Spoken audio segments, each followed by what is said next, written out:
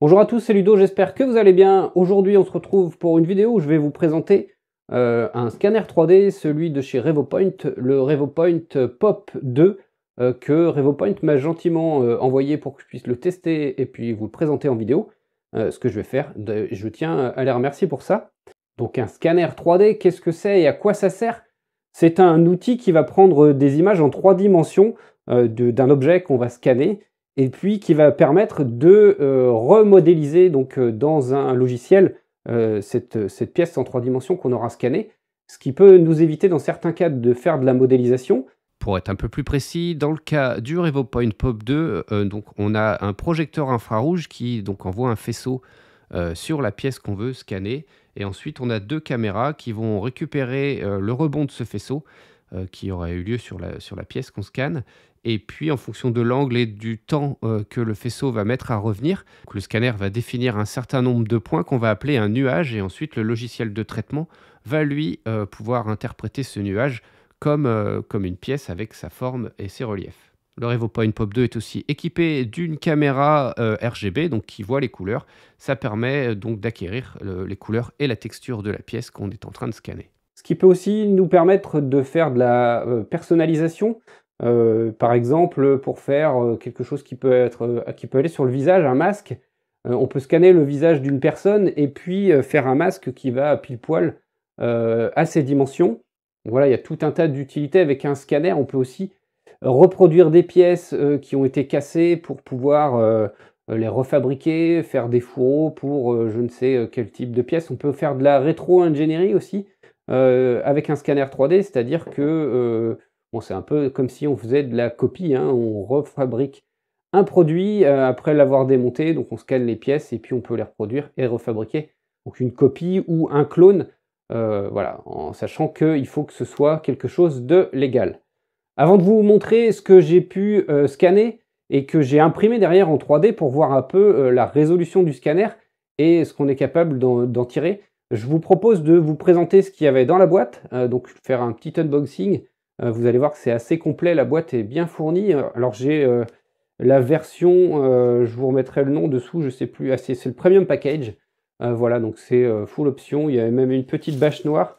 C'est plus facile de scanner sur du noir, enfin c'est plus facile de scanner du blanc avec un fond noir puisque le fond noir va paraître, enfin va être comme s'il était transparent par le scanner. Et vous allez voir que ça peut être problématique que le scanner ne trouve pas du noir lorsqu'on a des pièces avec de la couleur noire. Et puis, mais il existe des techniques. Soit vous pouvez y mettre du talc, il existe aussi des sprays qui vont permettre de rendre la pièce visible par le scanner. Ce que j'ai pas fait parce que j'avais ni talc ni spray sous la main. Mais je pense que c'est un outil qui va me servir dans le temps pour faire différents projets. Et puis j'achèterai ce qu'il faut en fonction. Et puis bien sûr, je vous le présenterai en vidéo.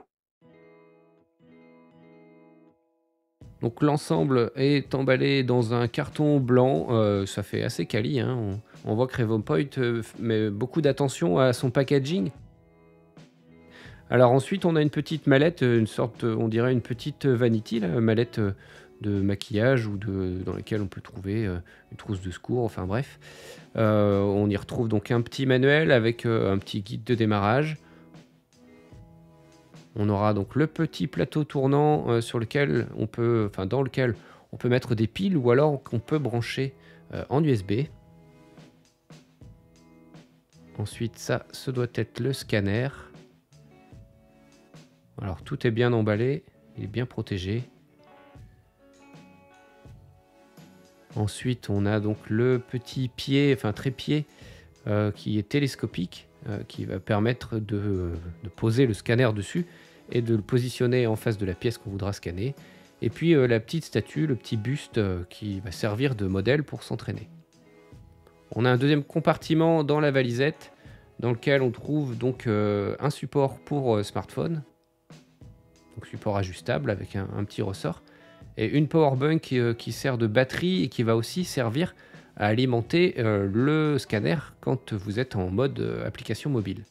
Alors on va aussi y retrouver tous les câbles, alors tout est repéré, hein, on sait à quoi quel câble va servir. Donc câble pour brancher le scanner sur PC, sur portable, recharge et tout ça. Donc là, c'est le petit plateau qui va venir sur la table tournante pour pouvoir avoir une surface un peu plus grande, un pad antidérapant pour pouvoir poser le plateau, des petites gommettes de marquage et une bâche noire pour pouvoir scanner. Et puis ici, on a une petite planche qui va servir pour la calibration du scanner avec le logiciel destiné à la calibration. Voilà, on retrouve un peu de pâte à fixe pour coller les pièces sur la table tournante. Et puis encore un câble qui est le câble pour la table tournante. Voilà, comme vous avez pu voir, c'est un kit de scan qui est plutôt complet. Vous allez donc pouvoir scanner vos premières pièces très rapidement et vous aurez tout sous la main avec ce kit package premium. Donc avec ce scanner, vous pourrez trouver sur le site de RevoPoint 3 logiciels, donc un logiciel de calibration du scanner que j'ai pas utilisé parce qu'il me semblait être calibré, mais en tout cas, vous avez ce qu'il faut pour le calibrer avec un logiciel. Vous avez un logiciel pour le scan, donc du coup qu'on va voir juste après sur comment scanner les pièces. Et puis un logiciel de retouche qui s'appelle Revo Studio. Alors je suis pas hyper fan et je suis pas hyper doué non plus sur tout ce qui est retouche, que ce soit avec Mesh Mixer. Alors s'il y a des spécialistes qui utilisent ZBrush ou des trucs, enfin ZBrush, ou d'autres logiciels. Celui-là, je ne l'ai pas trouvé hyper intuitif, celui de Revo, donc le Revo Studio. Voilà, j'ai fait quelques retouches avec 3D Builder et puis avec Mesh Mixer. C'est des logiciels que je ne maîtrise pas encore et que ce serait bien que je passe un peu plus de temps pour mieux les connaître.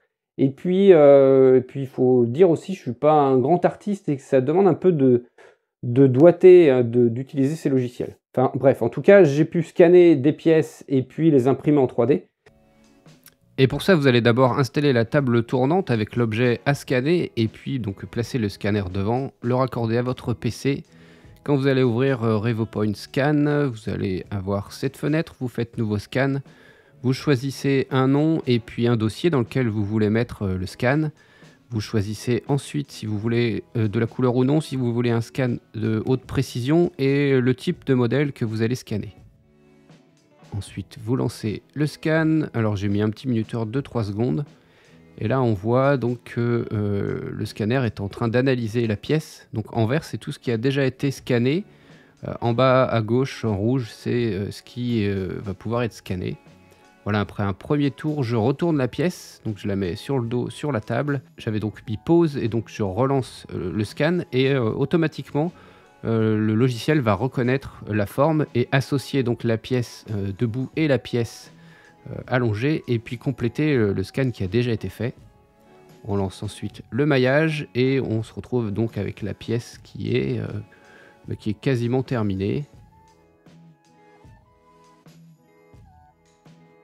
Donc là, on peut voir qu'il y a quelques défauts dessous. En fait, elle a pris un petit peu le plateau tournant. Je vais donc ouvrir 3D Builder, positionner la pièce et puis supprimer la partie qui n'est pas plane sous le socle pour pouvoir la positionner à plat sur mon imprimante. Donc là, j'ai choisi la Wanao D12 300 pour l'imprimer. Bon, il y a quelques petits défauts, mais ça passe. Voilà, il va y avoir un peu plus de 4 heures pour imprimer la pièce. Donc je vous montre tout de suite sur la deuxième caméra. Donc ça, c'est le buste qui est livré avec. C'est un buste... alors certains m'ont dit sur TikTok que c'était César. Alors je ne sais pas si c'est César, mais en tout cas, c'est un buste type romain ou grec. Voilà, en plâtre. Et puis, hop, ici, c'est la version imprimée en 3D que j'ai imprimé sur la Wanao D12. Donc là, forcément, on va voir qu'on a perdu un peu en détail. Et puis, j'ai une lumière un peu rasante, donc on va voir aussi les micro-décalages de couches, mais qui ne se voient pas tant que ça quand on est... Enfin, qui ne se voient pas tant que ça à l'œil. Alors, je fais juste une petite pause pour préciser que la perte de résolution est en partie due à l'imprimante, puisque le scanner, lui, est capable de scanner des points avec une précision d'environ 0,05 mm, alors que l'imprimante, elle, imprime en 0,2, donc forcément, on va perdre en précision quand on va imprimer en impression FDM, ce qu'on aura moins le cas quand on fera de l'impression résine. Donc on peut voir sur une petite pièce qui doit faire une dizaine de centimètres, là, je vous la montre ici, dizaine de centimètres, eh ben, on a réussi à garder en tout cas les détails et on serait en mesure de pouvoir faire un moule ou pouvoir faire quelque chose qui pourrait reproduire cette pièce. Le plus de détails qu'on a pu perdre, c'est au niveau des cheveux, je pense. Ouais. Ouais, au niveau des cheveux, les petites mèches et tout, on les a un peu perdus.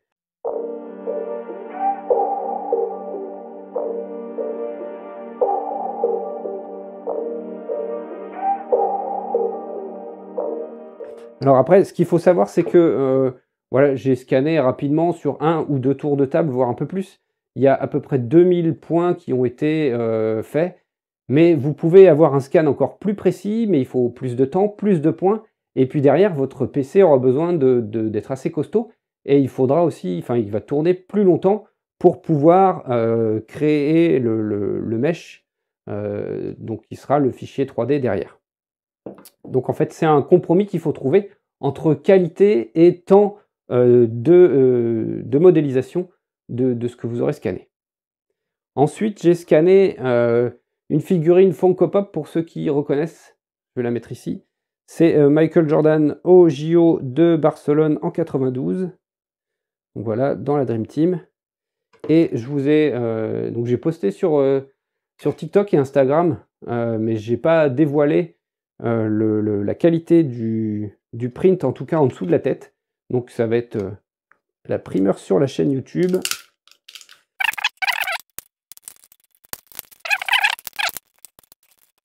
One eternity later. Bon, ça y est, enfin j'ai réussi à retirer les supports, j'en ai un peu chié, faut le dire. Voilà, j'ai un peu galéré. Donc voilà ce que ça donne. Donc là, il y a un peu un effet de texture là, alors que j'ai pas réussi à enlever, mais c'est pareil, hein, avec un logiciel de post-traitement un peu mieux maîtrisé, je pense que je peux le faire assez facilement. Là, j'ai pas très bien maîtrisé mes supports, mais c'est aussi parce que on était dans une zone sombre. Dessous, ça n'a pas très bien scanné, mais on peut voir quand même dans l'ensemble que la figurine est assez bien représentée. Donc, bien sûr, hein, on n'a pas de relief sur le numéro. Je vérifie, mais non, il n'y a rien. Puisqu'il n'y a pas de relief ici, c'est juste peint. Donc forcément, on ne retrouvera pas de relief ici. Mais en tout cas, donc si on voit plus trop... on arrive à voir les yeux, pas trop les sourcils, mais ça c'est aussi parce que c'est noir. Et comme je vous ai dit, le noir paraît un peu, paraît transparent avec le scanner. En insistant, on arrive à trouver le noir un petit peu, mais c'est pas évident. En tout cas, on peut voir que les proportions sont respectées, la taille est respectée. Je pourrais même, si elle est juste là, je pourrais la remettre dans la boîte. Voilà, et en fait, elle rentre parfaitement. C'est typiquement un exemple, en fait. Si vous avez besoin de faire un emballage pour des produits, vous faites une petite maquette en 3D, vous faites votre thermoformage, et puis après, vous mettez le vrai produit à l'intérieur. Et donc là, on voit qu'il fit parfaitement. Je vais essayer de vous le montrer là. Voilà, elle est vraiment pile poil aux bonnes dimensions.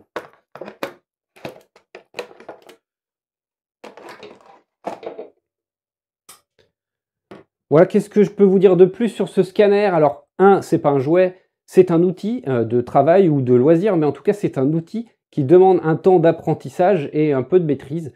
C'est un outil aussi qui coûte un peu d'argent, puisqu'il est à plus de 700 €. Je vous mets le prix exactement maintenant, parce que je ne l'ai pas en tête.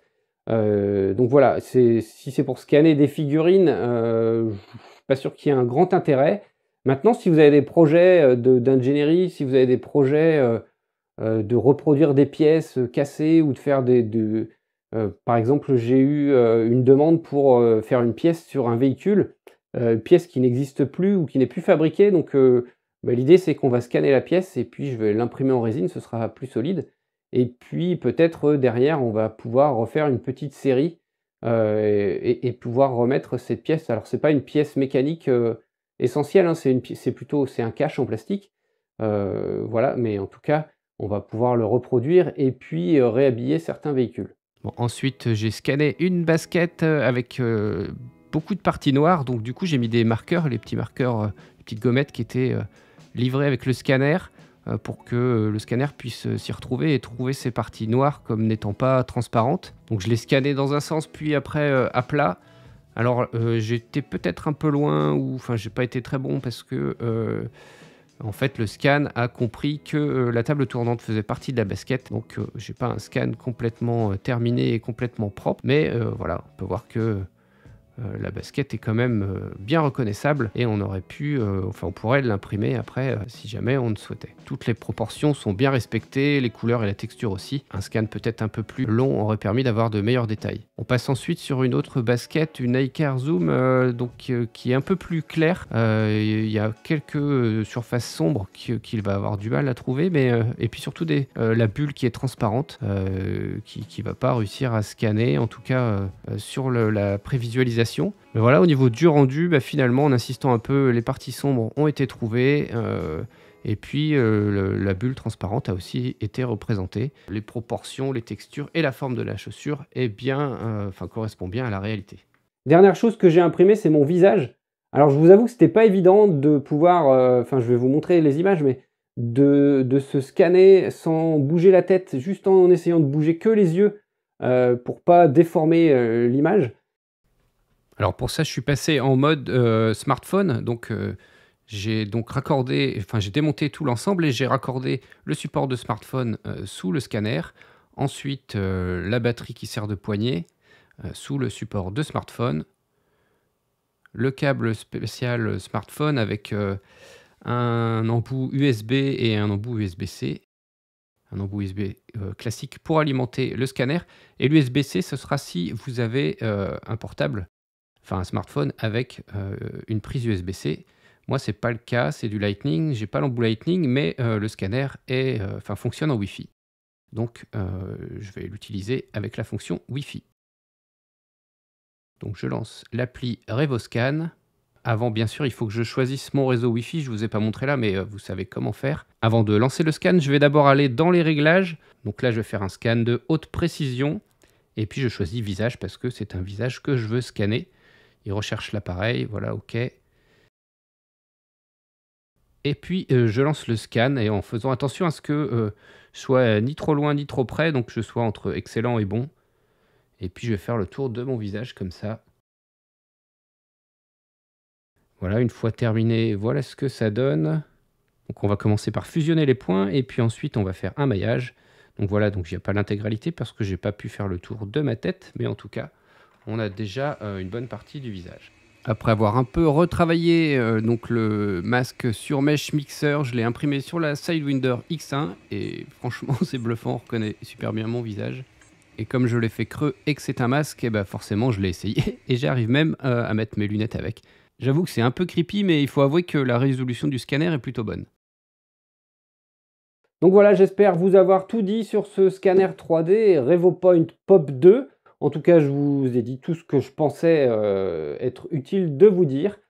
J'espère que vous aurez apprécié cette vidéo. Si c'est le cas, je vous invite à vous abonner, à laisser un commentaire et puis bien sûr un pouce bleu. Et en ce qui concerne les abonnements, alors je ne sais pas comment sont les collègues au niveau des abonnements, mais je crois que je suis à moins de 20% des gens qui regardent mes vidéos qui sont abonnés.